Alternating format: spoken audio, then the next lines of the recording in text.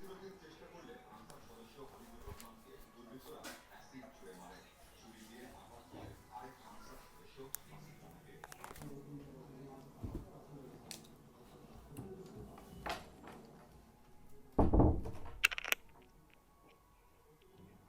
আলাইকুম, সবাইকে স্বাগতম ডিভিশন রিভিউ এক্সাম পেপার 3 তে। আমি S M Ahmed Abed, phase B resident, department of rheumatology, BSMU. সব ক্লাস ইনশাআল্লাহ আজকে আপনাদের সাথে আছি।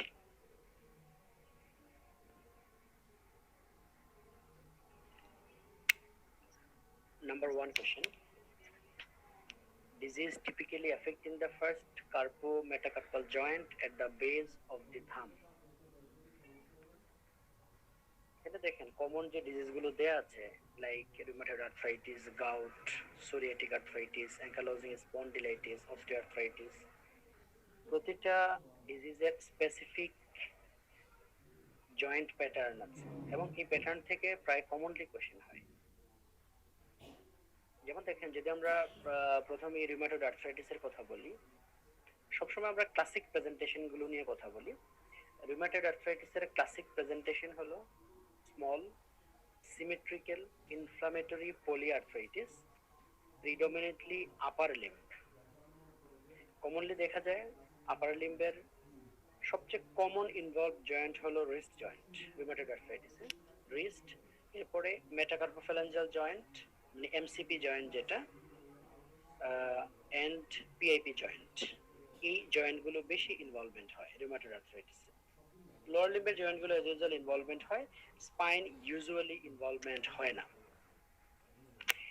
গাউটের বেলায় যদি আসি, আমরা যে classic presentation, first MTP involvement হয়, এছাড়া small joints of the foot, ankle as well as knee পর্যন্ত নি ইনভলভমেন্ট হয়। আপার লিম্বের বেলায় small joints of the upper limb মানে হ্যান্ডের জয়েন্ট যেগুলো, সেগুলো including wrist and elbow joint. Rarely involvement হয় কোন দুইটা joint? Proximal joint of the limbs like shoulder joint and hip joint এবং স্পাইন। এই দুইটা হলো, এগুলো হলো রেয়ারলি।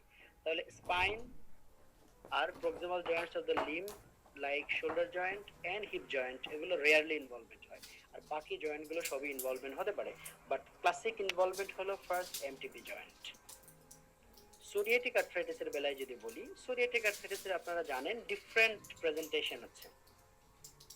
এটা maybe presentation like rheumatoid arthritis, যদি যেটা সিমেট্রিক্যাল ইনফ্লামেটরি পলিআর্থ্রাইটিসের যে প্রেজেন্টেশন সেটা। তারপর inflammatory oligo arthritis asymmetric manner মানে স্পন্ডাইলো আর্থ্রাইটিসের যে প্রেজেন্টেশন সেটা অনুসারে আসতে পারে। অনেক সময় অনলি আপনার axial spondylitis, only back pain বা সার্ভাইকাল পেইন, সার্ভাইকাল রিজনে পেইন নিয়ে পেশেন্ট আসতে পারে, এটা একটা প্রেজেন্টেশন। এর ক্লাসিক প্রেজেন্টেশন হলো ডিআইপি ইনভলভমেন্ট। আপনারা জানেন যে ডিআইপি ইনভলভমেন্ট যদি অনলি 5% কেসে ডিআইপি ইনভলভমেন্ট থাকে সোরিয়াটিক আর্থ্রাইটিসে, এবং usually associated with nail psoriasis. এছাড়া আর্থ্রাইটিস মিউটিলেন্স এবং আনডিফারেন্সিয়েটেড ফর্মেও কিছু ফর্ম আসতে পারে। অ্যাঙ্কালোজিং স্পন্ডিলাইটিস আমরা জানি ক্লাসিক প্রেজেন্টেশন হলো এখানে স্যাক্রোআইলিয়াক জয়েন্ট ইনভলভমেন্ট এবং স্পাইন ইনভলভমেন্ট থাকে। অস্টিওআর্থ্রাইটিস, অস্টিওআর্থ্রাইটিসের প্রেজেন্টেশন যদি আমরা দেখি, সেখানে নি জয়েন্ট, হিপ জয়েন্ট এগুলো ইনভলভমেন্ট হয়।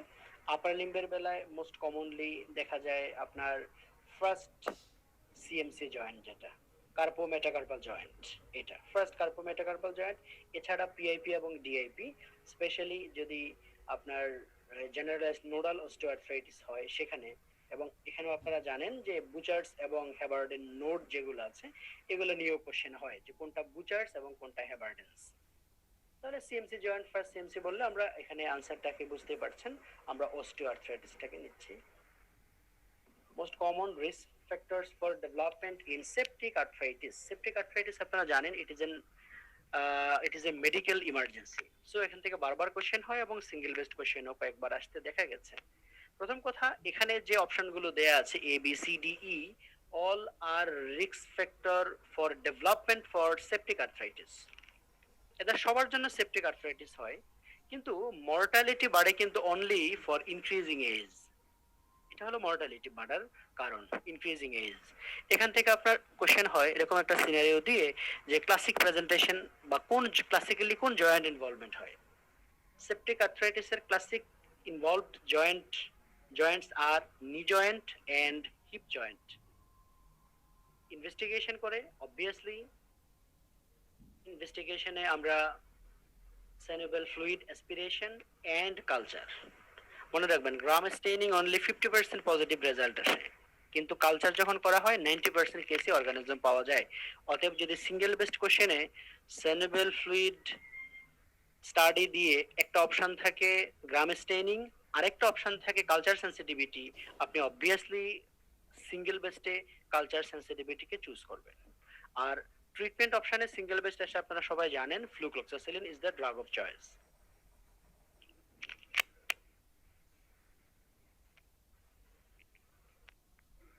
Following is not an extra-articular cardiac manifestation of rheumatoid arthritis.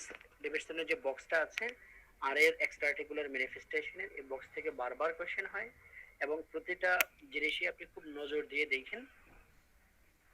Cardiac manifestation যদি বলি আমরা কি কি হয় দেখেন, বাহির থেকে ভিতরে যদি আপনি যান পেরিকার্ডাইটিস, মায়োকার্ডাইটিস, এন্ডোকার্ডাইটিস সবগুলো হয়। কন্ডাকশন ব্লক হয়, তারপর গ্রানুলোমাটাস এওরটাইটিস হয়, করোনারি ভাস্কুলাইটিস সবগুলো হয়, কিন্তু এওরটিক ইনকম্পিটেন্স হয় না। Aortic incompetence is a feature of spondyloarthritis, especially ankylosing spondylitis. Most important investigation for osteoporosis. তো অস্টিওপোরোসিসের মানে যদি আমি মানে ইনভেস্টিগেশন অফ চয়েস সেটা হলো বিএমডি, বোন মিনারেল ডেনসিটি, যেখানে বোন ম্যাসটা কমে যায়। বোন ম্যাস মানে হলো বোনসে যে অর্গানিক কম্পোনেন্ট থাকে অ্যাজ ওয়েল এজ মিনারেল থাকে। মিনারেল এন্ড অর্গানিক কম্পোনেন্ট দুইটাকে বলি বোন ম্যাস। অস্টিওপোরোসিসে বোন ম্যাসটা কম থাকে এবং এই বিএমডি মেজারমেন্টের অনেক উপায় আছে, বাট বেস্ট মেজার হলো ডেক্সা স্ক্যান, যেটা ডুয়াল এক্স-রে অ্যাবজর্পশিওমেট্রি, যেখানে কি করা হয় আপনার ওই দুইটা আপনার ওয়েভলেন্থের এক্স-রে পাস করানো হয়, লাম্বার স্পাইন এবং ফিমোরাল নেকে কমনলি বিএমডি করা হয়, যেটা টি স্কোর এবং জেড স্কোর দিয়ে আপনারা জানেন যে মেজার করা হয়। টি স্কোর হলো বিএমডির কম্পেয়ার করব পেশেন্ট এর সাথে ইয়াং হেলদি কন্ট্রোল, দুজনের বিএমডি কত থাকা উচিত, দুজনের মধ্যে কন্ট্রোল। আমরা যদি এটার একটা কম্পারিজন করি, এটার একটা আমরা বের করি, সেটা হবে টি স্কোর। আর জেড স্কোর হলো যাদের বোন মাসটা এখনো পিকে পৌঁছায় নাই, তার বেলায় যদি আমি সাসপেক্ট করি অস্টিওপোরোসিসের, তার বেলায় আমি করি জেড স্কোর, যেখানে দেখা যায় কম্পেয়ার করি পেশেন্টের সাথে আপনার এজ এন্ড সেক্স মেস্ট, মানে পেশেন্টের বয়স যদি 20 বছর হয় তাহলে 20 বছরের এজ এবং সেক্স নরমাল যাদের বিএমডি আছে তার সাথে কম্পেয়ার করে আমরা জেড স্কোর বের করব। এবং টি স্কোরের ভ্যালুগুলো আপনারা জানেন কত হলে আমরা বলি না বলি etcetera. Most frequent lung manifestations in SLE. আপনারা জানেন SLE মাল্টি সিস্টেম ডিসঅর্ডার, এখানে বডির all organ system can be involved. এবং যদি পালমোনারি ম্যানিফেস্টেশন দেখি আমরা কি কি ইনভলভমেন্ট হয় দেখেন, এখানে প্লুরা ইনভলভমেন্ট হয়, পালমোনারি প্যারেনকাইমা ইনভলভমেন্ট হয়, এখানে পালমোনারি ভাস্কুলেচার ইনভলভমেন্ট হয় এবং এখানে আমার যে রেসপিরেটরি ট্রি যেটা ট্রি ইনভলভমেন্ট হয়। এখন আসেন প্লুরাতে প্লুরাইটিস, প্লুরেসি, প্লুরাল এফিউশন এগুলো সবই হয়। পালমোনারি প্যারেনকাইমার মধ্যে যেমন নিউমোনাইটিস, অ্যালভিওলার হেমোরেজ, এবং নিউমোনাইটিসটা কিন্তু একটা একিউট ইমার্জেন্সি। এবং এর পাশাপাশি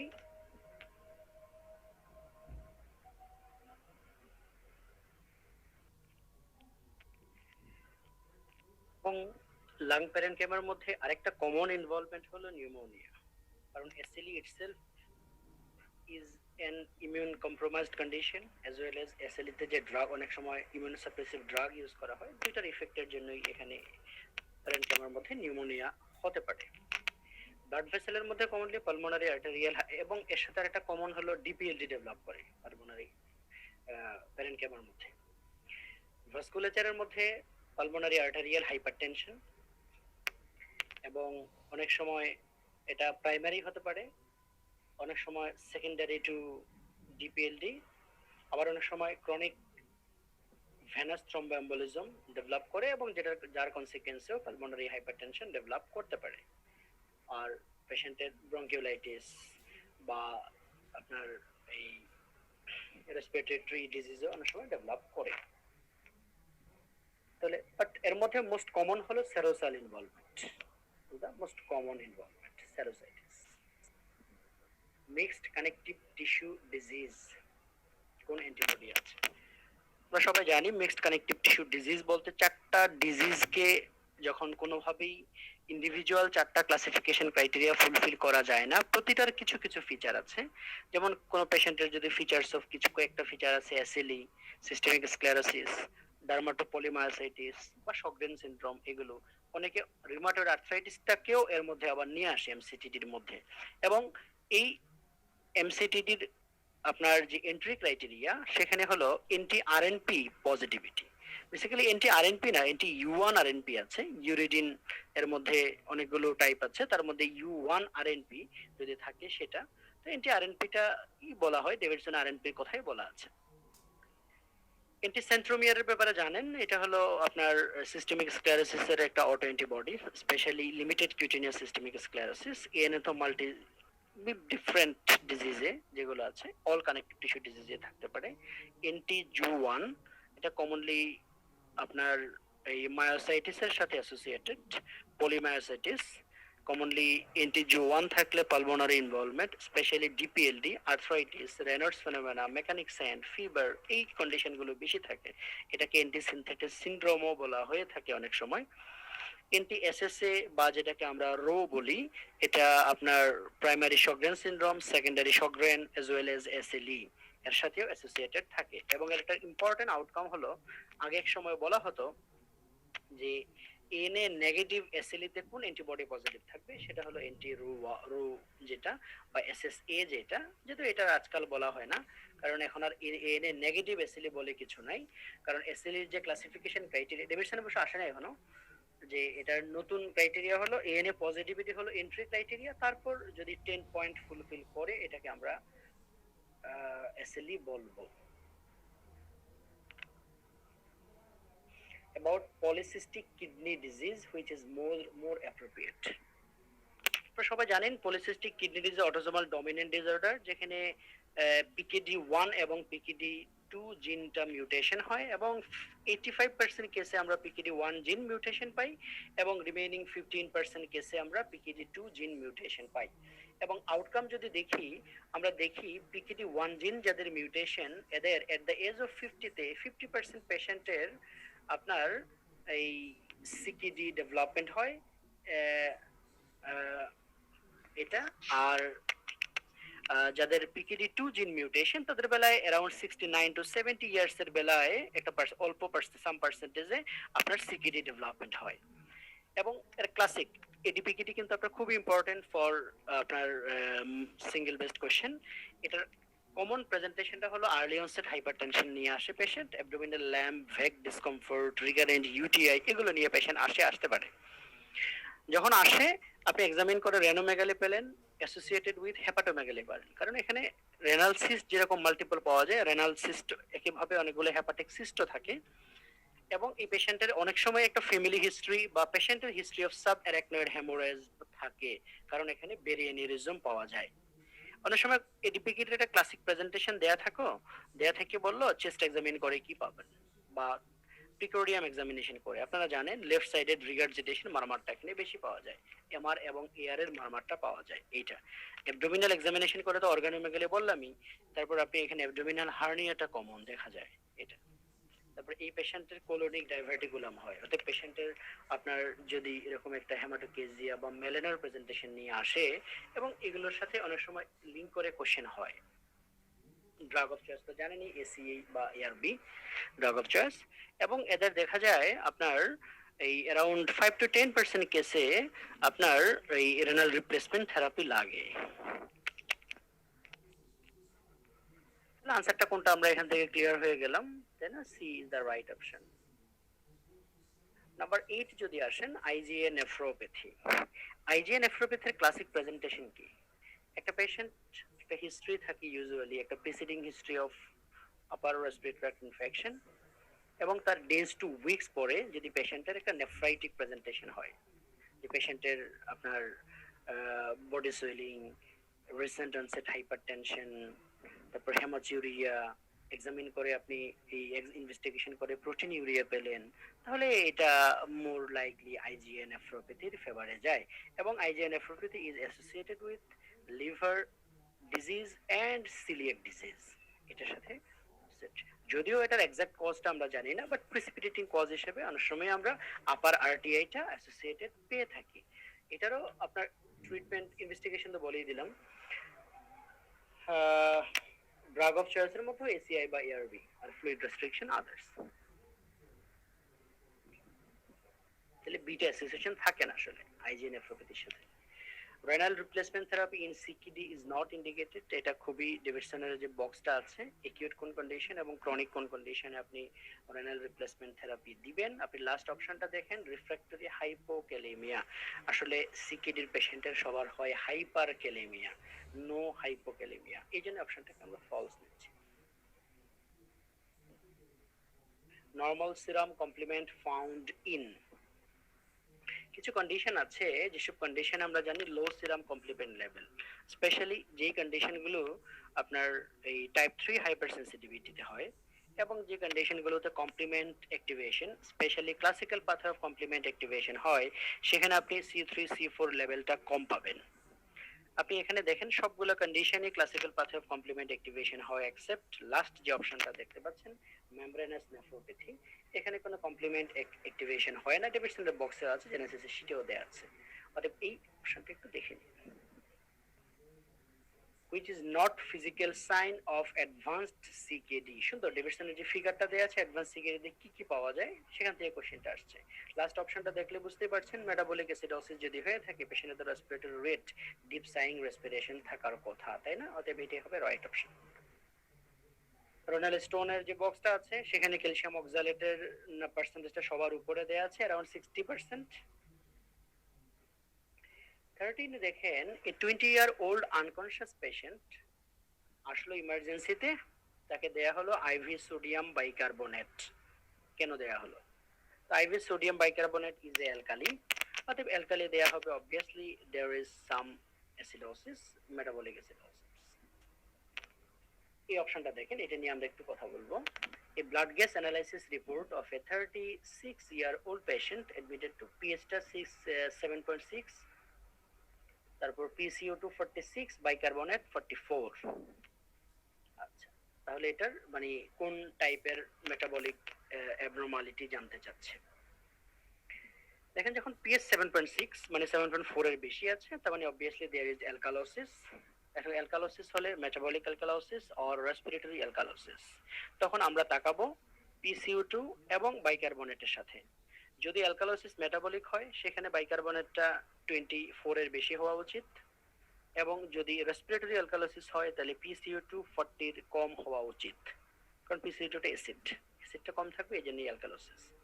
কিন্তু আমরা এখানে সিনারিওতে দেখতে পাচ্ছি PCO2 বেশি আবার বাইকার্বনেটও বেশি, এবং বাইকার্বনেটটা বেসলাইন থেকে অনেক বেশি।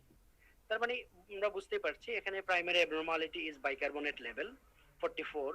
তার মানে পেশেন্টের আছে basically pH 7.6, this is alkalosis, bicarbonate 44, this is metabolic alkalosis, আর PCO2 46 মানে 40 এর চেয়ে আপার লিমিটের চেয়ে বেশি, তার মানে সেটাকে কম্পেনসেট করা ট্রাই করছে যাতে বাইকার্বনেট এবং PCO2 এর যে রেশিওটা নরমাল চলে আসে। তার মানে এটাকে বলতে পারি আমরা metabolic alkalosis with partial compensation. যদি এখানে পার্শিয়াল কম্পেনসেশন অপশনে নাই, কিন্তু আমরা অপশন হিসেবে আমরা এখানে বিটাকে নিব।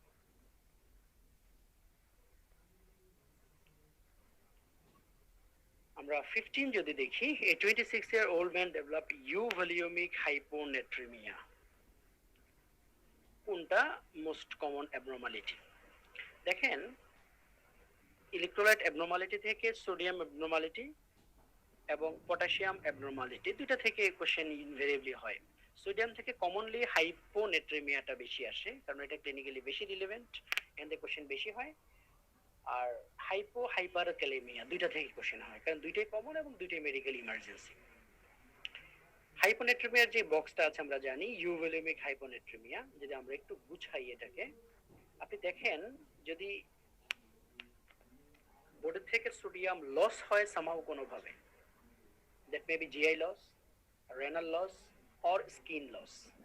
জিআই লস তো আমরা বুঝতে পারছি, হয় ভমিটিং বা ডায়রিয়া বা কোনো ফিস্টুলা যদি করা থাকে। রেনাল লস তো বুঝতে পারছি আমরা, হতে পারে ডায়ারিটিক, হতে পারে সললোজিং নেফ্রোপ্যাথি অথবা কোনো রেনাল ডিজিজ। আর স্কিন লস তো বার্ন। তো এটা যদি হয় দিস ইজ হাইপোভলিউমিক হাইপোনেট্রিমিয়া। আর হাইপারভলিউমিক যেখানে সেকেন্ডারি হাইপার অ্যালডোস্টেরনিজম থাকে, লাইক পেশেন্টের সিসিএফ আছে, সিকিডি আছে, সিএলডি আছে, এই সমস্ত কন্ডিশন যেগুলো সেখানে আপনার হাইপারভলিউমিয়া হয়, associated with secondary hyper aldosteronism থাকে কমনলি, এবং ওই কন্ডিশনগুলোতে আপনি পাবেন হাইপারভলিউমিক হাইপোনেট্রিমিয়া। আর এছাড়া কোনো কন্ডিশন যদি হয়, লাইক পেশেন্টের সিয়াদ আছে, তারপরে প্রচুর আপনার সল্ট ফ্রি ওয়াটার ইনটেক করলেন, সেটা ওরাল বা আইভি যে কোনো ফর্মই হতে পারে। যদি পেশেন্টের কোনো psychiatric disorder like primary polydipsia এগুলো থাকে, বা আপনার হাইপো থাইরয়েডিজম, এই সমস্ত কন্ডিশনগুলোতে সবগুলো থাকতে পারে ইউভলিমিক হাইপোনেট্রিমিয়া। তাহলে এখান থেকে বুঝতে পারছি আমরা যে পেশেন্টের অপশনটা হবে সাইকোসিস, 3 নম্বর অপশন সাইকিয়াট্রিক ডিসঅর্ডার। কিন্তু বারবার কোশ্চেন হয় কিন্তু হাইপোনেট্রিমিয়া থাকে।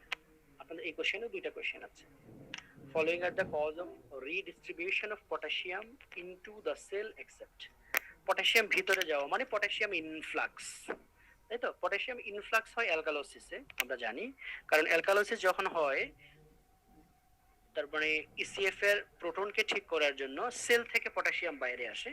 আমরা জানি সেল সারফেসে যে প্রোটন পটাশিয়াম পাম্প আছে, তো প্রোটন যখন বাইরে বের হয়ে আসে পটাশিয়াম ভিতরে ঢুকে যায়, ইনডিরেক্টলি কি হয়, ইনফ্লাক্স হয়, পটাশিয়ামটা ইনফ্লাক্স হয়, তার মানে অ্যালকালোসিস হবে। তাহলে অ্যাসিডোসিস হলে অপোজিট ঘটনা হবে। ইনসুলিন সেলে যখন গ্লুকোজ এন্ট্রি করে, পাশাপাশি পটাশিয়ামও এন্ট্রি করে। ক্যাটাকোলামাইনও একই ঘটনা ঘটায়। বিটা ব্লকার ঠিক অপোজিট, বিটা 2 অ্যাগনিস্ট যদি হয় সে পটাশিয়ামকে করে। কারণ আমরা কমন কমপ্লিকেশন জানি, নেবুলাইজেশন দিলে যেখানে সালবুটামল বা সালমেটারল দেওয়া হয় হাইপোক্যালেমিয়া হয়, কারণ এরা সবাই সেল ভিতরে পটাশিয়ামকে এন্ট্রি করে। বিটা ব্লকার যদি ঢুকতে পারবে না তাহলে পটাশিয়াম ইনফ্লাক্স হবে না। হাইপোক্যালেমিক পিরিয়ডিক প্যারালাইসিসে একই ঘটনা ঘটে, এটা পিরিয়ডিক্যালি হয় যেখানে পটাশিয়াম ইনফ্লাক্স হয়। অতএব সবগুলো কন্ডিশনই হবে except D. Which one is the classical distal renal tubular acidosis? আচ্ছা, renal tubular acidosis খুব কমন কোশ্চেন, স্পেশালি সিনারিও থেকে কোশ্চেন হয় এখান থেকে। এখানে যদি সিনারিও আসে নাই, কিন্তু এখান থেকে সিনারিও দিয়ে কোশ্চেন হয়, হতে পারে। এটা নিয়ে আমরা একটু কথা বলবো। দেখেন তিনটা টাইপ তো আমরা জানি সবাই। টাইপ 1 যেটা, সেটা হলো ডিস্টাল টিবিউলার অ্যাসিডোসিস, মানে যেখানে দেখা যায় ডিস্টাল আপনার এই কনভলিউটেড টিবিউল, যেটা লেট ডিস্টাল কনভলিউটেড টিবিউল, এবং আপনার এই কর্টিক্যাল কালেক্টিং ডাক্ট যে অংশটা, এই অংশের যে ইন্টারক্যালেটেড সেল, যেটা ওই ইন্টারক্যালেটেড সেলের আপনার যে প্রোটন সিক্রেশন করার যে ক্যাপাসিটি, ওই ক্যাপাসিটি কমে যায়। নরমালি প্রোটন সিক্রেশন হয় ইউরিন দিয়ে বডি থেকে বের হয়ে যাওয়ার কথা, তো যখন প্রোটন বেরোতে পারছে না, বডিতে প্রোটন থেকে যাচ্ছে, মানে অ্যাসিডোসিস হচ্ছে, মেটাবলিক অ্যাসিডোসিস হচ্ছে, মেটাবলিক অ্যাসিডোসিস। আচ্ছা, কেন হয়? কমনলি দেখা যায় যে ইনহেরিটেড কারণ যেগুলো, সেগুলোর কারণেও হতে পারে, অথবা বডিতে এমন কোনো কন্ডিশন অ্যারাইজ করেছে, হাইপার গামা গ্লোবুলিনিমিয়া, অথবা কোনো অটোইমিউন ডিজিজ যেখানে অনেক বেশি অটো অ্যান্টিবডি হচ্ছে, লাইক আরএ, শকগ্রেন সিনড্রোম, এসএলই, অথবা কোনো ড্রাগস। এইসব কন্ডিশন দেখা যায় কি, ওই যে আপনার ডিস্টাল কনভলিউটেড টিবিউল অথবা কালেক্টিং ডাক্টের প্রোটন সিক্রেটিং ক্যাপাসিটি কমে যাচ্ছে, ফলে টাইপ 1 রেনাল টিবিউলার অ্যাসিডোসিস হচ্ছে। ঠিক একই টাইপের ঘটনা, যদি একই টাইপের ঘটনা না, যদি বাইকার্বনেট রিঅ্যাবজর্পশন, যেটা পিসিটিতে হওয়ার কথা, যদি বাইকার্বনেট রিঅ্যাবজর্পশন হয়, তাহলে আপনার একটা অ্যালকালি রিঅ্যাবজর্পশন হচ্ছে। এখন যদি এটা না হয়, তাহলে বডি থেকে ইউরিন দিয়ে প্রচুর বাইকার্বনেট লস হবে। যদি বাইকার্বনেট লস হয়, তাহলে বডিতে প্যারালালি অ্যাসিড বেড়ে যাবে। তখন যে অ্যাসিডোসিস হবে সেটা হলো আপনার প্রক্সিমাল রেনাল টিবিউলার অ্যাসিডোসিস, বা যেটাকে টাইপ 1 বলি। তো এখানে কি হয়, এখানেও একই কারণ, যদি ইনহেরিটেড কোনো কারণ হয়, লাইক পেশেন্টের যদি পিসিটি যদি আপনার কোনো এক্সট্রা কোনো আয়ন দিয়ে বেশি এক্সপোজড হয়, লাইক কপার আয়ন দিয়ে বেশি এক্সপোজড হয়, লাইক উইলসন ডিজিজ, হাইপারক্যালসিমিয়াতে হচ্ছে, মায়োলোমা চেইন হচ্ছে, বা অ্যামাইলয়েড প্রোটিন দিয়ে হচ্ছে বেশি এক্সপোজড হচ্ছে পিসিটি, তখন সেখানে বাইকার্বনেট রিঅ্যাবজর্পশনটা কমে যাচ্ছে, অ্যাসিডোসিস হচ্ছে, মানে আপনার প্রক্সিমাল রেনাল টিবিউলার অ্যাসিডোসিস বা টাইপ 2 যেটা হচ্ছে। এই টাইপ 1 এবং টাইপ 2 দুইটার বেলায় আপনি এখানে কমনলি হাইপোক্যালেমিয়া পাওয়া যায়, হাইপোক্যালেমিয়া। আর টাইপ 4 যেটা আরেকটা আছে হাইপারক্যালেমিক, যেটা রেনাল টিবিউলার অ্যাসিডোসিস, কমনলি সেখানে অ্যালডোস্টেরনের প্রবলেম থাকে, হাইপোঅ্যালডোস্টেরনিজম থাকে, অথবা এন্টি অ্যালডোস্টেরন ড্রাগ যেগুলো আছে মিলোরাইড, স্পাইরোনোলেকটন, এই সমস্ত ড্রাগগুলোর কারণেও হয়ে থাকে।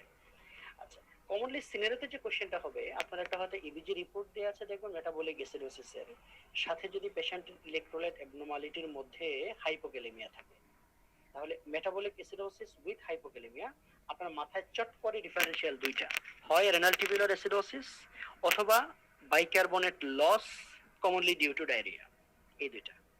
তো ডায়রিয়াতে বাইকার্বনেট লস এটা তো ইজিলি হিস্ট্রি দিয়ে আলাদা করা যায় যে পেশেন্টের ডায়রিয়া আছে কিনা। যদি পেশেন্টের ডায়রিয়া না থাকে অথবা সিনারিওতে বলা থাকে, তাহলে আপনার ডায়াগনোসিস রেনাল টিবিউলার অ্যাসিডোসিস এটা। অথবা পেশেন্টের একটা মেটাবলিক অ্যাসিডোসিসের একটা এবিজি দেয়া আছে, পাশাপাশি পেশেন্টের নরমাল অ্যানায়ন গ্যাপ বলা আছে, সেখানেও আপনার ডিফারেনশিয়াল এই দুইটা, bicarbonate loss from the GIT commonly due to diarrhoea, এর সাথে আপনার রেনাল টিবিউলার অ্যাসিডোসিস। তো এখানেও হিস্ট্রি দিয়ে আলাদা করতে পারবেন আপনি ডায়রিয়া আছে কিনা, না থাকলে ডায়াগনোসিস রেনাল টিবিউলার অ্যাসিডোসিস। অতএব metabolic acidosis with normal anion gap, metabolic acidosis with hypokalaemia, এটা মাথায় রাখবেন, এটা দিয়ে প্রায় কোশ্চেন হয়।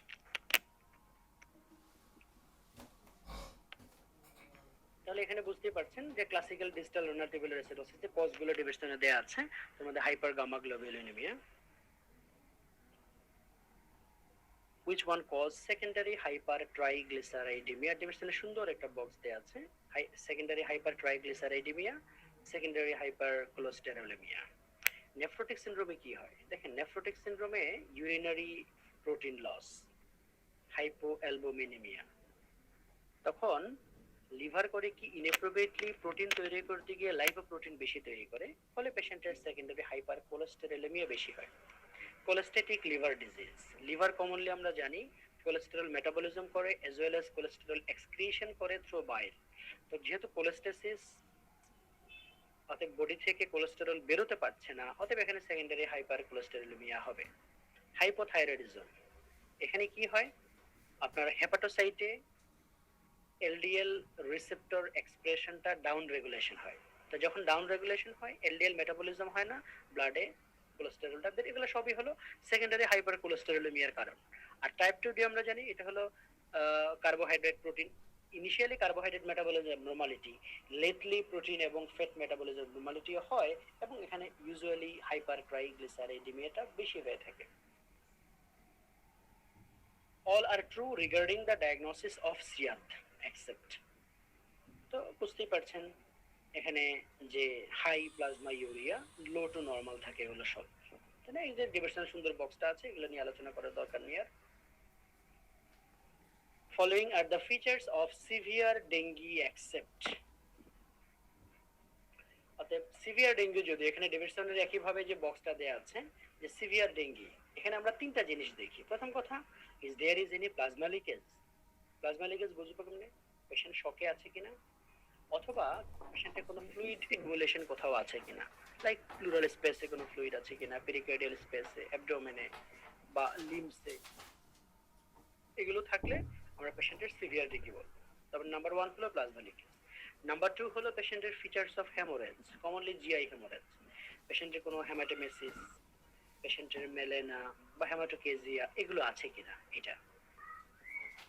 নাম্বার 3 হলো আপনার সিভিয়ার অর্গান ইনভলভমেন্ট, মানে যেগুলোকে আমরা কমনলি এটিপিক্যাল ফিচার বলে থাকি, যেমন লিভার ইনভলভমেন্ট আছে এবং পেশেন্টের এএলটিএসটি মোর দেন 1000, পেশেন্টের সিএনএস ইনভলভমেন্ট আছে, যে আমরা বুঝবো কেমনে সিএনএস ইনভলভমেন্ট, যে পেশেন্টের লস অফ কনসিয়াসনেস অল্টার্ড আছে, মেনিনগোএনকেফালাইটিস, সিজার এগুলো যদি থাকে। এর পাশাপাশি যদি পেশেন্টের কার্ডিয়াক ইনভলভমেন্ট থাকে, পেশেন্টের এরিথমিয়া থাকে, এটা পেশেন্টের একেআই, pancreatitis, acute lung injury, DIC, rhabdomyolysis, all are features of severe dengue. তারপরে তিনটা হেডিং দিয়ে দিয়ে ভাগ করতে পারি। এখানে দেখেন সবগুলো সাইনই আছে, কিন্তু বি নাম্বার যে অপশনটা, এখানে সিভিয়ার ডেঙ্গির মধ্যে এরকম কোনো অপশন দেয়া নাই।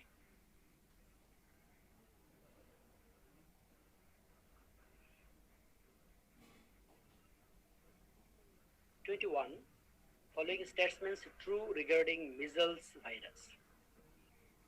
measles virus আমরা জানি যে measles virus does not cause congenital malformation, তাই না? আসলে এটা measles congenital malformation কি জানতে চাইছে এখানে, ট্রু না ফলস? ট্রু। হ্যাঁ, এটা congenital malformation করে না, ফাইন।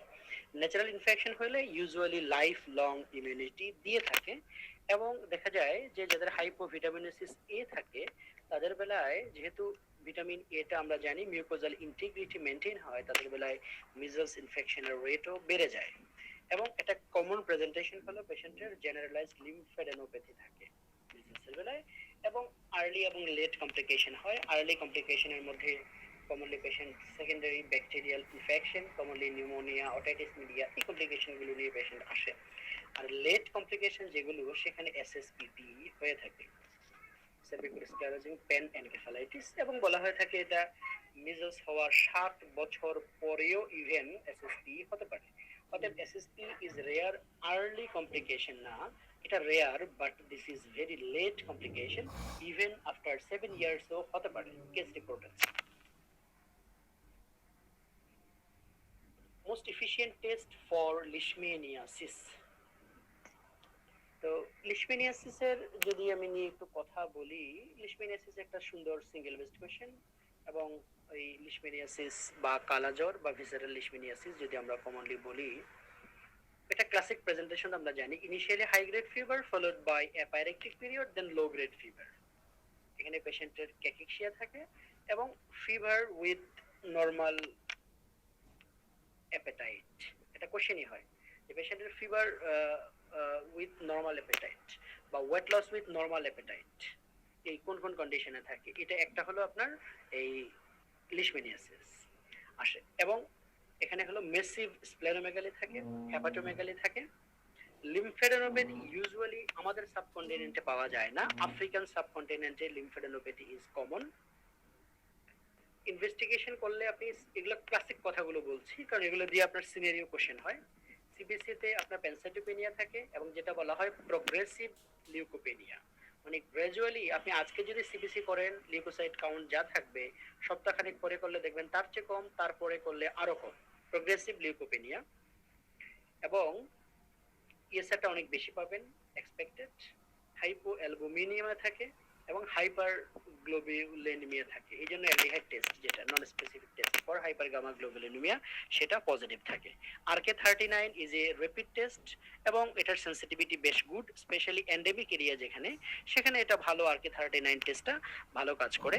বাট RK39 এর টেস্টের প্রবলেম হলো এটা ট্রিটমেন্টের পরেও বেশ কয়েক মাস পর্যন্ত পজিটিভ থাকে, সুতরাং রিইনফেকশন বা রিলাপস যদি হয় সেখানে এটা ট্রিট করাটা একটু বা ডিসিশন আসাটা একটু ঝামেলা হয়। ওই ক্ষেত্রে সবচেয়ে বেস্ট বা সিঙ্গেল বেস্ট কোশ্চেন যদি হয় লিশমেনিয়াসিস, আপনি অবশ্যই যে কোনো ইনফেক্টিভ অর্গানিজম যদি হয় তার বেলায় isolation of that particle or that organism, like leishmaniasis জন্য আপনি এলডি বডি বা এমএসটিকুড যদি পান, from splenic biopsy is the gold standard. বলা হয়ে থাকে মোর দেন 95% কেসে আপনি এখানে এমএসটিকুড পাবেন, কিন্তু স্প্লিনিক অ্যাসপিরেট নেওয়াটা একটু রিস্কি, স্পেশালি আনএক্সপিরিয়েন্সড পারসন যদি হয়, এখানে সিভিয়ার হেমোরেজের চান্স থাকে। এই জন্য আমরা ওইটা নেই না, আমরা বোন মেরু অর আপনার এই লিম্ফ নোড বায়োপসি নিয়ে থাকি। তো যেহেতু আমাদের এলাকার পেশেন্টের লিম্ফ নোড খুব একটা থাকে না, আমরা বোন মেরু বায়োপসি নিয়ে থাকি। অনেকের বেলায় আবার আপনার এই বাফি কোড থেকেও নেওয়া যেতে পারে, বাফি কোড থেকেও আমরা এই এমএসটি কোড পেতে পারি। তাহলে আমরা আনসারটা এখানে আনসার চুজ করব স্প্লিনিক বায়োপসি, থিওরিটিক্যালি এটা হ্যাঁ, বাট প্র্যাকটিক্যালি আমরা বোন মেরু বায়োপসিটাকে বেশি প্রেফার করি। Placental transmission of the organisms, যেটা ফিটাল ম্যালফরমেশন করে, এগুলো সুন্দর সুন্দর বক্স আছে জানেন, এগুলো নিয়ে কিছু নাই আমাদের কথা বলার। 30 years, patient of renal transplant recipient presented with post-transplant lymphoproliferative disorder. তো পোস্ট ট্রান্সপ্লান্ট লিম্ফোপ্রলিফারেটিভ ডিসঅর্ডারের অর্গানিজম একটাই, আপনারা জানেন, ইবি ভাইরাস, মানে Epstein Barr virus. First nerve damaged in leprosy. এখানে যে নার্ভগুলো দেয়া আছে সবগুলো নার্ভই ইনভলভমেন্ট হয় লেপ্রসিতে। লেপ্রসিতে 9টা নার্ভের কথা ডেভিডসনে বলা আছে, 9টা নার্ভই আপনি সিরিয়ালি মাথায় রাখবেন। যেমন আপার লিম্বের বেলায় যদি বলেন, ফার্স্ট কমন ইনভলভ হয় হলো সবার প্রথমে ulnar nerve, radial nerve, medial nerve, radial cutaneous nerve. Upper লিম্বের 4টা নার্ভের কথা বলা। লোয়ার লিম্বের বেলায় common peroneal nerve, posterior tibial nerve এবং সুরাল নার্ভ, এটা বলা আছে। আর আপনার এই হেড নেক রিজনে বলা আছে গ্রেট অরিকুলার নার্ভ এবং ফেশিয়াল নার্ভ, সবগুলো নার্ভই ইনভলভমেন্ট হয়। ওকে, এবং আপনি এক্সামিনেশন যখন করবেন লেপ্রোসির, সবগুলো নার্ভের টেন্ডারনেস এবং এই পালপেবল নার্ভ আছে কিনা এগুলো আমরা দেখব, as well as ওই নার্ভগুলোর মোটর এবং সেন্সিটিভ ফাংশনগুলো আমরা দেখব।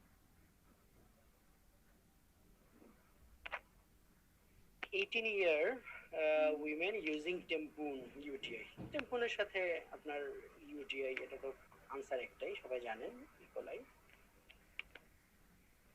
Which of the following is the most common cause of traveler's diarrhea? Traveller's ডায়রিয়ার কমন যে অর্গানিজম ডেভিডসনের যে বক্সটা দেয়া আছে সেখানে আপনার ইকোলাইয়ের মধ্যে ইটেক, যেটা এটা টক্সিজেনিক ইকোলাই, ইটেক আছে। তারপর salmonella, shigella, non cholerogenic vibrio, তারপর ক্যাম্পাইলোব্যাক্টের, এগুলো সবই আছে। মোস্ট কমন বললে E coli is the most common cause of traveller. এটা স্পেশালি আপনার ইকোলাই না দিয়ে এখানে আপনার ইটেক, এগুলো দিয়ে কিন্তু আপনাকে কনফিউজ করতে পারবে। করোনার অনেক ইয়া রয়ে গেছে, দেখা যাক কি হয়, কি দোয়া করি ভাইয়া। বাড়িতে কি অবস্থা ভাইয়া? A 27-year-old man presents with fever, urethritis, arthralgia. He is found to have swollen ankle with pustular rash on the dorsal aspect of the foot. Cause? দেখেন, মেল পেশেন্ট, ফিভার আছে, ইউরেথ্রাইটিস আছে, আর্থ্রালজিয়া আছে। মানে এখানে option দেখে আপনার দুইটা option, কারণ লাইম ডিজিজ আমাদের এরিয়াতে কম, সাবকন্টিনেন্টে রিয়েক্টিভ আর্থ্রাইটিস এবং ডিসেমিনেটেড গনোরিয়া, দুইটা কমনলি মাথায় আসে, দুইটাই হতে পারে। বাট এটা ডিসেমিনেটেড গনোরিয়ার পক্ষেই বেশি যায়, কারণ দেখেন এই গনোরিয়াতে কি হয়, কমনলি কলামনার এপিথেলিয়াম ইনভলভমেন্ট হয়। কোন কোন জায়গায়? জেনিটাল ট্র্যাক্ট, জেনিটাল ট্র্যাক্টের জন্য পেশেন্টের মনে করেন ইউরেথ্রাইটিস আছে। রেকটাম, ফেরিংস বা আই এর যে মিউকোজা সেখানে ইনভলভমেন্ট হয়, সেটার ফিচার অবশ্যই এখানে দেয়া নাই। মেল ফিমেল যদি আমি দেখি, ইউজুয়ালি দেখা যায় মেলদের বেলায় 20% অ্যাসিম্পটোমেটিক থাকে, 80% সিম্পটোমেটিক থাকে। বাট ফিমেলদের বেলায় দেখা যায় অ্যারাউন্ড 90% কেসে পেশেন্টের অ্যাসিম্পটোমেটিক থাকে, এই ইউরেথ্রাল কোনো সিম্পটম খুব একটা থাকে না। এবং এদের বেলায় কিন্তু ডিসেমিনেটেড গনোরিয়া, যেটা আপনার সিম্পল গনোরিয়ার কিন্তু আপনার আর্থ্রালজিয়াটা not more common. Disseminated gonorrhoea যেটা বা ডিজিআই যেটাকে বলি, ডিসেমিনেটেড গনোরিয়াল ইনফেকশন, সেটাতে কিন্তু আপনার এই আর্থ্রালজিয়াটা মোস্ট কমন।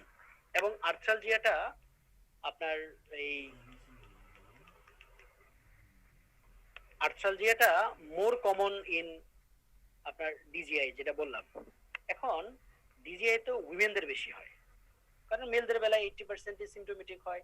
আর সিম্পটোমেটিক মানে আপনারা জানেন গনোরিয়া ট্রিটমেন্ট তো সিম্পল, সেফেক্সিম 400 মিলিগ্রাম একটা খাইলেই ভালো হয়ে যায়, সিপ্রো, এজিথ্রোমাইসিন, সেফট্রাক্সল, এগুলো মোস্ট কমনলি। জ্বর হলে তো মানুষ ইনভেরিবলি এগুলো খায়। অর্থাৎ মেলদের বেলায় এগুলো আর আসলে ডিজিআই বা ডিসেমিনেটেড গনোরিয়াল ইনফেকশন হওয়ার চান্সটা কম, ফিমেলদের বেলায় বেশি। এবং পাস্টিউল আছে, সাথে ফিভার আছে। তো যেহেতু এটা মেল পেশেন্ট হওয়ায় এটাকে আমরা ডিজিআই বলতে পারছি না, কারণ মেল পেশেন্ট হয় না। এটা যদি ফিমেল পেশেন্ট হয়তো আমার ফার্স্ট ডায়াগনোসিস আসতো ডিসেমিনেটেড গনোরিয়া। যেহেতু মেল পেশেন্ট, আপনি জানেন রিয়েক্টিভ আর্থ্রাইটিসের ইউরেথ্রাইটিস, আর্থ্রালজিয়া, ফিভারও কমন কিন্তু রিয়েক্টিভ আর্থ্রাইটিস। এবং 15:1 মেল ফিমেল রেশিও, মেলদের বেশি হয় 15:1। অতএব ওই ক্ষেত্রে এটার আনসারটাকে আমি রিয়েক্টিভ আর্থ্রাইটিস হিসেবে নিব। যদিও এখানে আনসারটাকে ডি বলেছে, কিন্তু আনসারটাকে এখানে আমরা এখানে রিয়েক্টিভ আর্থ্রাইটিসটাকে নিব, শুধু সেক্স ভেরিয়েশনের জন্য আমরা এটা আলাদা হয়ে যাবে গনোরিয়া। হ্যাঁ, এটা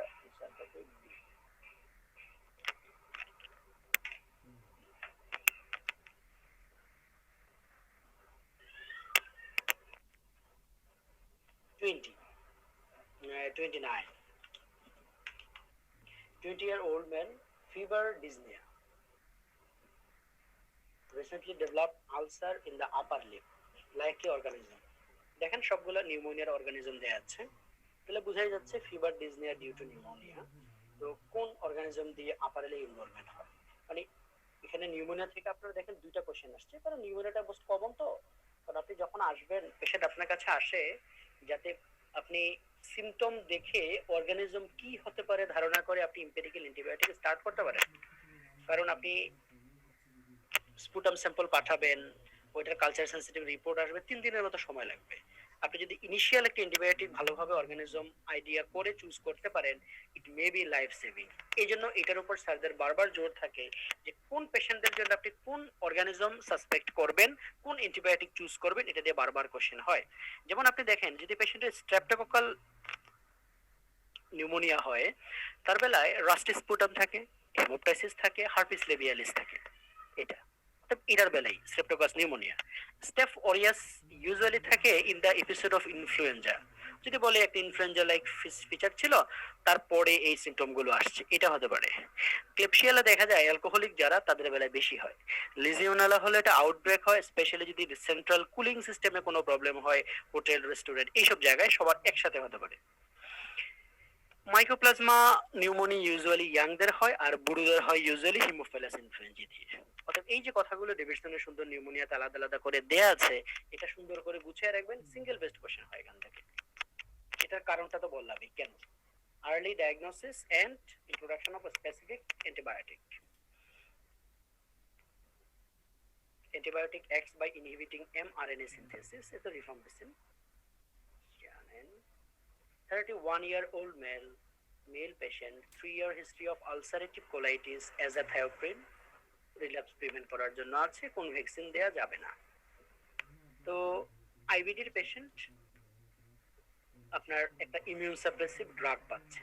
ইমিউন সাপ্রেসিভ যে কোনো ড্রাগ পেলে আমরা জানি লাইভ অ্যাটেনুয়েটেড ভ্যাকসিন আমরা দিব না। তো লাইভ অ্যাটেনুয়েটেড ভ্যাকসিন গুলোর নাম আমরা সবাই জানি, BCG, MMR, OPV, yellow fever, oral ট্যাফিটান, এগুলো। অতএব এখানে আনসার কোনটা হবে বুঝতে পারছেন। Antimicrobial associated diarrhoea commonly caused by, তাই না? অ্যান্টিবায়োটিক দেওয়ার পরে কমনলি দেখেন রেড কালার দিয়ে দেখানোই আছে আপনার ক্লস্ট্রিডিয়াম ডিফিসিলি, পারফ্রিনজেন্স এবং ক্লেপসিয়েলা অক্সিটোসা, এই তিনটা অর্গানিজম দিয়ে আপনার ওই ডায়রিয়া হয়। বাট মোস্ট কমনলি হলো ক্লস্ট্রিডিয়াম ডিফিসিলি দেওয়া হয়। Which one of the following features not included in primary TB? সুন্দর ডিভিশন একটা বক্স দেয়া আছে যে প্রাইমারি টিবি দেখবেন আপনার সেখানে পেরিকার্ডাইটিস হয়, মায়োকার্ডাইটিস হয় না, মানে কার্ডিয়াক মাসেল ইনভলভমেন্ট হয় না। 34 দেখেন, 60-year female, faint, crushing central abdominal pain, severe shortness of breath. Examine করে পেলেন পেশেন্টের সায়ানোস, ব্লাড প্রেশার কমে গেছে, হার্ট রেট 104, জেভিপি আপনি বেশি পাচ্ছেন, লাউড B2 পাচ্ছেন, ইউরিন আউটপুটও কমে গেছে, চেস্ট এক্স-রে নরমাল, ইসিজিতে আপনি পাইলেন টি ইনভার্সন এবং আরবিবিবি, এবিজিতে অক্সিজেন এবং কার্বন ডাই অক্সাইড দুটোই কম, metabolic acidosis. What is the diagnosis? একবারে clean cut, a typical diagnosis for acute massive pulmonary embolism. Acute massive pulmonary embolism also is a medical emergency, এবং এখান থেকে বারবার কোশ্চেন হয়। কমনলি কোশ্চেনগুলো কি হয়, সিনারিওতে এগুলো দেয়াই আছে। এবিজি ফাইন্ডিংটা আপনার কাছে চাইতে পারে, কি পাবেন? চেস্ট এক্স-রে করে আপনি নরমাল পাবেন। অনেক সময় অলিগেমিক লাং ফিল পাওয়া যায়, কারণ পেরিফেরিতে ব্লাড যায় না, তো ব্লাড যেতে পারে না লাংসের, ওইজন্য অলিগেমিক লাং ফিল পাওয়া যায়। এইটা এখান থেকে আপনার ইনভেস্টিগেশন অফ চয়েস জানতে চাইতে পারে। আমরা সবাই জানি যে একিউট মেসিভ পালমোনারি এম্বোলিজম, যদি এটা মেডিকেল ইমার্জেন্সি আমরা সাসপেক্ট করলে আর সিটিপি এর জন্য ওয়েট করব না, কিন্তু মানে ইন্টারন্যাশনাল সেটিং এর কথা চিন্তা করলে ওদের তো সবকিছু অ্যাভেলেবল থাকে। CTP is the investigation of choice. CTP আপনাকে একটু কনফিউজ করতে পারে 60 ইয়ার্স ফিমেল না বলে আপনাকে বলে দিল 30 ইয়ার্স প্রেগনেন্ট পেশেন্ট, তখন আপনার ইনভেস্টিগেশন অফ চয়েস কি? তো ফিমেল পেশেন্ট হলে প্রেগন্যান্সি থাকলেও আপনার ইনভেস্টিগেশন অফ চয়েস সিটিপিএ। তবে তখন একটা ফিমেল পেশেন্ট হলে একটা কথা জিজ্ঞেস করতে হবে তাকে যে তার family history of breast carcinoma আছে কিনা।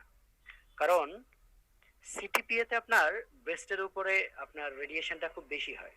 অতএব যাদের family history of breast carcinoma থাকে তাদের বেলায় এটা সিটিপিএ দিলে তাদের ব্রেস্ট কার্সিনোমার রিস্কটা বাড়ে।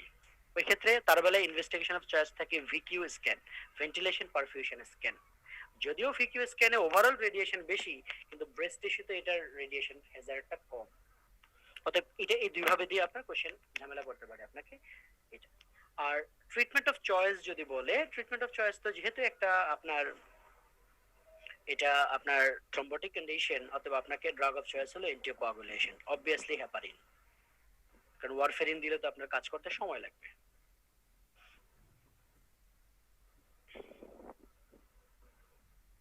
আচ্ছা, is not a life threatening features of bronchial asthma। সুন্দর, ডেভিডসনের যে বক্সটা আছে ব্রঙ্কিয়াল অ্যাজমা সেখান থেকে। তো লাইফ থ্রেটেনিং ফিচার বলতে আমরা জানি পিক এক্সপিরেটরি ফ্লো রেট যদি লেস দেন 33% হয় তাহলে, SpO2 যদি লেস দেন 92 হয়, PSO2 নরমাল থাকতে পারে, বেশিও থাকতে পারে।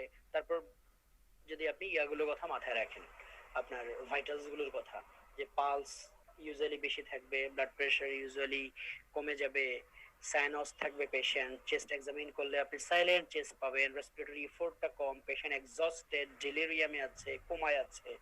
All are features of life threatening bronchial asthma. এটা নিজের মতো করে সামারি করে রাখবেন। আচ্ছা, এই পেশেন্ট আপনার কাছে আসছে, আপনি পিএফ এত পাইলেন, SpO2 কত এবং PaO2 কত, তারপরে ভাইটালস গুলো কোনটা কি, ব্যাস হয়ে গেল।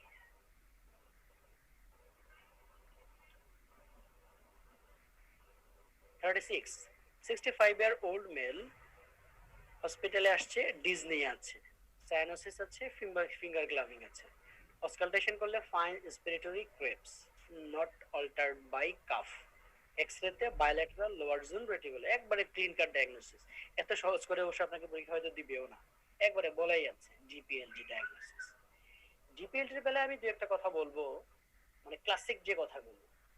ডিপিএলডির সিমটম কি? ডিপিএলডির সিমটম কমনলি যেটা বলা হয় প্রোগ্রেসিভ শর্টনেস অফ ব্রেথ, দিন দিন শর্টনেস অফ ব্রেথ বাড়বে।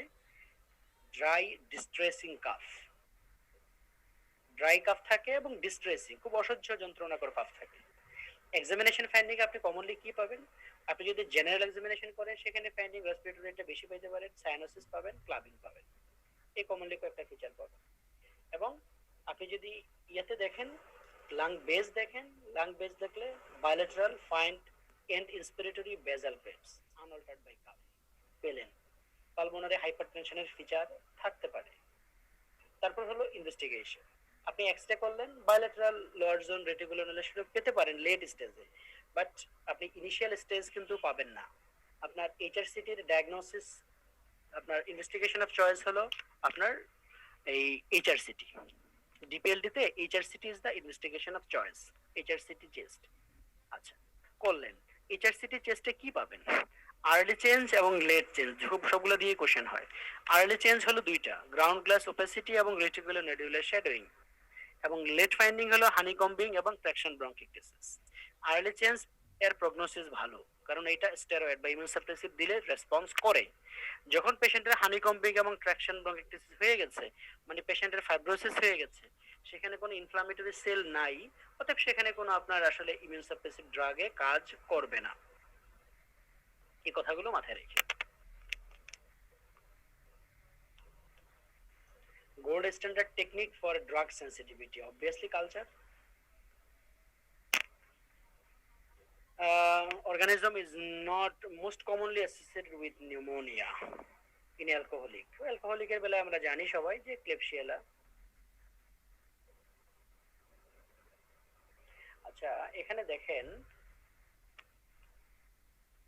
39, 10-year-old boy presented with history of recurrent respiratory tract infection. Patient is diagnosed with cystic fibrosis, common organism. Cystic ফাইব্রোসিসে দেখেন আর্লি লাইফে যদি ইনফেকশন হয় তাহলে আমরা একরকম অর্গানিজম চিন্তা করি, আবার লেট এজে হয়। আর্লি লাইফে হলে আমরা ইউজুয়ালি স্টেফ অরিয়াসকে চিন্তা করি, আর লেট অ্যাডাল্টে যদি হয় তার বেলায় সিডোমোনাসকে চিন্তা করি। তো 10 ইয়ার যেহেতু এটা চাইল্ডহুডই আমরা বলবো, অতএব এটাকে আমরা স্টেফ অরিয়াসকে আনসার হিসেবে নিব। তো 39 এর আনসার এখানে যদিও এ দেয়া আছে, কিন্তু 39 এর আনসারটা আমরা বি বলবো।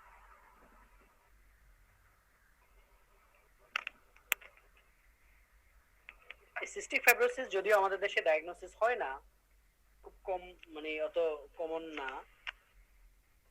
এখন হয়তো কমন না বা আমরা ডায়াগনোসিস করতে পারি না, দুটোই হতে পারে। কারণ জানেন এটা একটা অটোজোমাল রিসেসিভ ডিসঅর্ডার, যেখানে 7 ক্রোমোজোমে অ্যাবনর্মালিটি থাকে, জেনেটিক মিউটেশন থাকে, যেখানে ক্লোরাইড চ্যানেল অ্যাবনর্মালিটি থাকে, ফলে লুমিনাল সারফেস ড্রাই থাকে, respiratory tract, GI tract, pancreatic duct এবং আপনার ভাস ডিফারেন্সের। অতএব যে যে স্ট্রাকচারগুলো বললাম ওগুলোর জন্য স্পেসিফিক ফিচার, পেশেন্টের আর্লি ব্রঙ্কিকটেসিস, তারপর পেশেন্টের ডায়াবেটিস, ম্যালঅবজর্পশন, তারপর ইনফার্টিলিটি, এগুলো ইনভেস্টিগেশনের চয়েস কি, সোয়েট অ্যানালাইসিস করা, সেখানে ক্লোরাইড কেমন আছে এটা দেখা, এবং জেনেটিক অ্যানালাইসিস করা।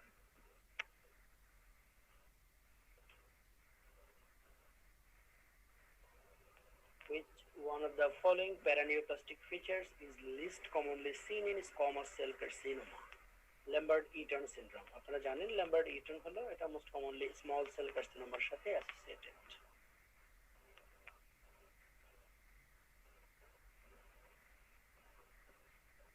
অনকোলজি চ্যাপ্টার যেটা আছে সেখানে সুন্দর এই বক্সটা দেয়া আছে। Which one is the feature of sarcoidosis?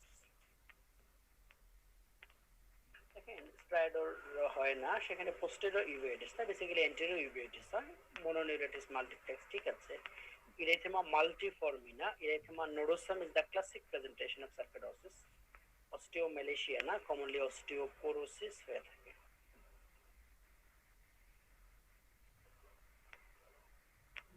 (47) 72-year-old COPD patient came to you with the complaints of respiratory distress, cor pulmonale, significant degree of pedal edema. His FeV1 is 43%. During a recent hospital stay, his PO2 7.5 kilopascal. Target হলো আমাদের 8 or more. Which one of the intervention is most likely to increase survival in the patient? তার মানে পেশেন্টের জন্য আমার লাগবে LTO2, long term oxygen therapy.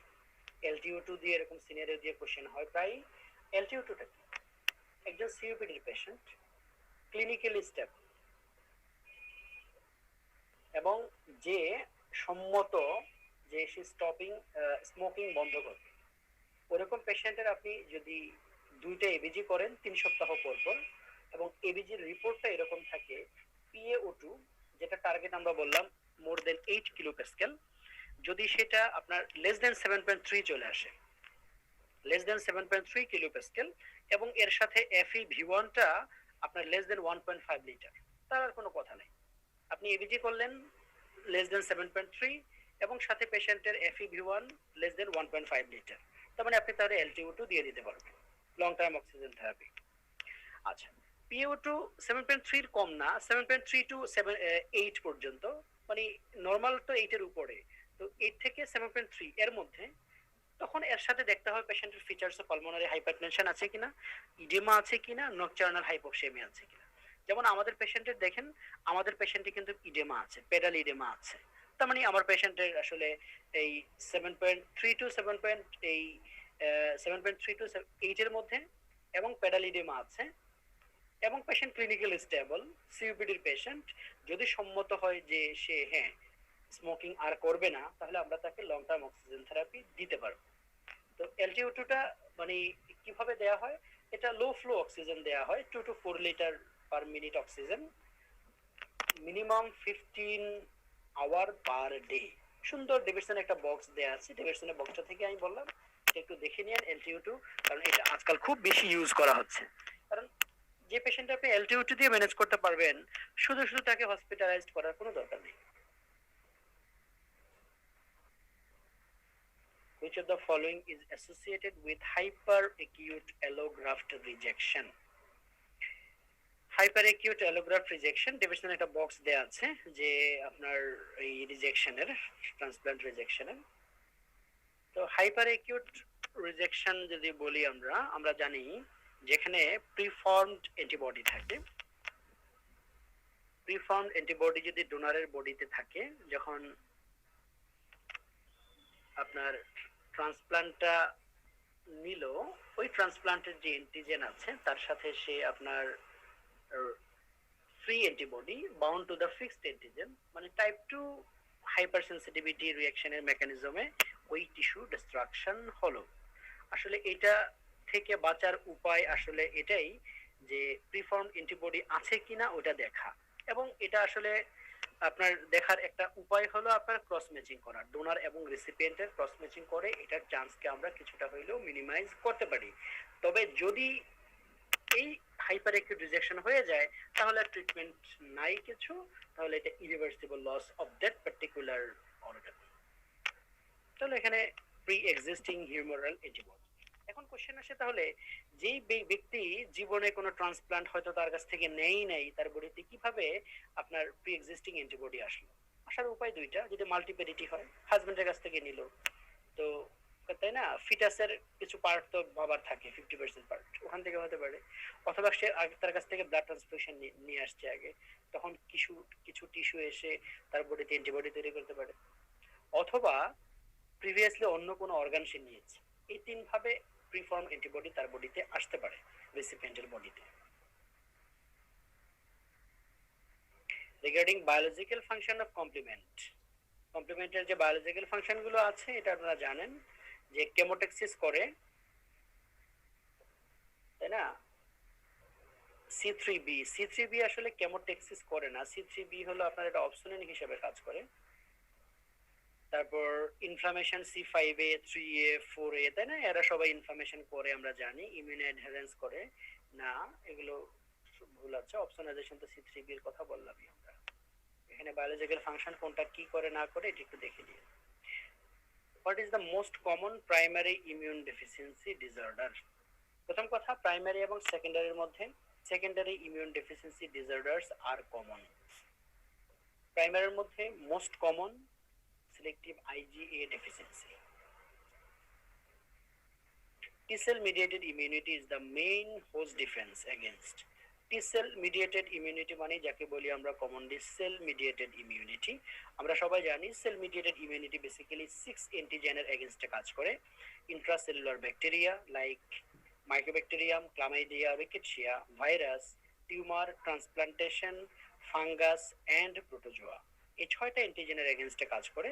তার মধ্যে দেখতেই পাচ্ছেন মাইক্রোব্যাকটেরিয়াম লেপ্রি যেটা, সেটাই হলো ইন্ট্রাসেলুলার ব্যাকটেরিয়া, আদার্স আর এক্সট্রা সেলুলার ব্যাকটেরিয়া, অর্থাৎ টি সেল মিডিয়েটেড।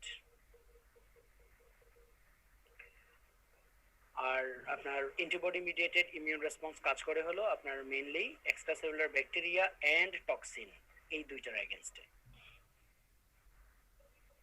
আর এখান থেকে আরেকটা কোশ্চেন কমনলি আসে, টি সেল মিডিয়েটেড ইমিউনিটি এটার কম্পোনেন্ট গুলো কি কি, এবং আপনার অ্যান্টিবডি মিডিয়েটেড ইমিউনিটি আর হিউমারাল ইমিউনিটি এর কম্পোনেন্ট কি কি।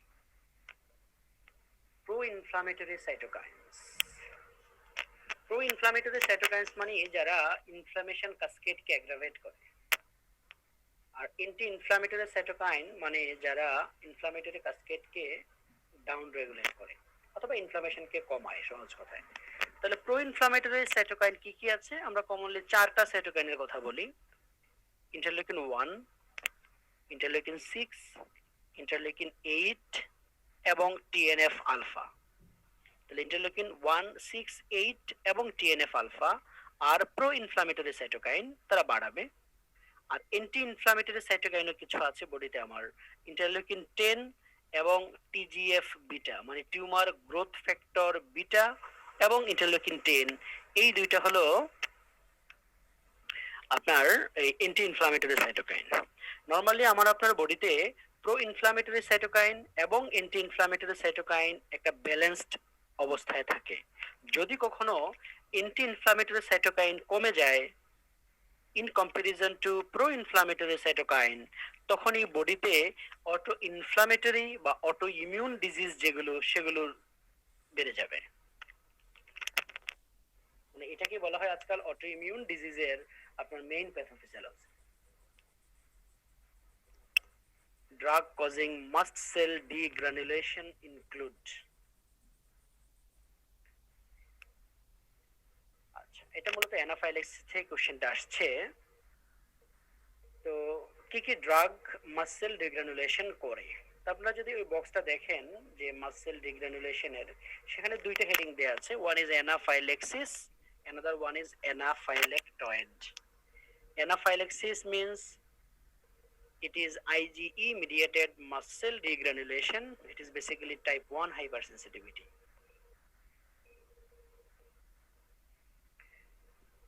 আর অ্যানাফাইলেক্টয়েড মিন্স এখানেও মাসেল ডিগ্রানুলেশন হয়, but this is non IgE mediated, এবং এর মধ্যে কমন কিছু ড্রাগ আছে, এবং এই ড্রাগগুলোর মধ্যে অ্যাসপিরিন, এনএসএআইড, রেডিও কন্ট্রাস্ট মিডিয়া এবং ওপিওয়েড।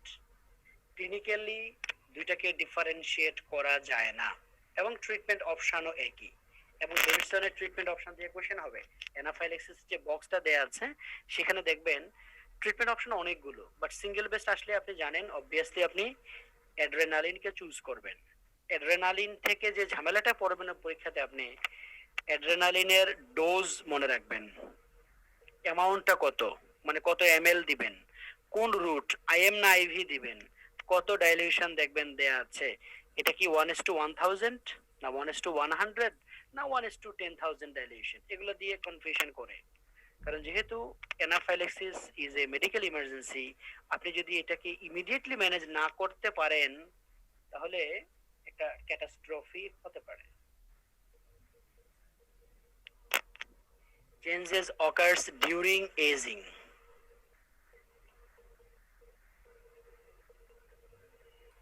সুন্দর একটা ফিগার দেয়া আছে, ডেভিডসনের ফিগার থেকে কোশ্চেন আসছে যে কি কি হয়। আপনার ডিক্রিজড ভাইটাল ক্যাপাসিটি কমে, ট্রু। পালস প্রেশার ন্যারো হয় না, আসলে পালস প্রেশারটা আপনার ওয়াইড হয়ে যায়। ডায়রিয়া হয় না, আসলে বয়স বাড়লে কনস্টিপেশন হয়। ডাইলেটেশন অফ এওরটা না, আসলে আর্চ অফ দা এওরটা যেটা সেটা ডাইলেটেশন হয়, বাট পুরো এওরটার ডাইলেটেশন হয় না। ইনক্রিজড কাফও হয় না। তাহলে এখানে আনসার হচ্ছে এ। যদি এখানে আনসারটা ডি দেয়া আছে, আমরা এটা কারেকশন করে দিব।